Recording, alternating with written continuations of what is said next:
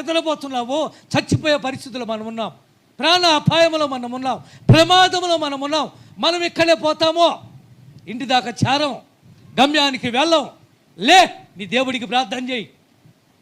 అక్కడుంది, కనికర పడతాడేమో, కరుణిస్తాడేమో. ఒకవేళ నీ దేవుడు ప్రేమించి బతికిస్తాడేమో, నీ దేవుడు ప్రార్థన వింటాడేమో. చేయి అంటే లేచి ప్రార్థన చేయొచ్చుగా.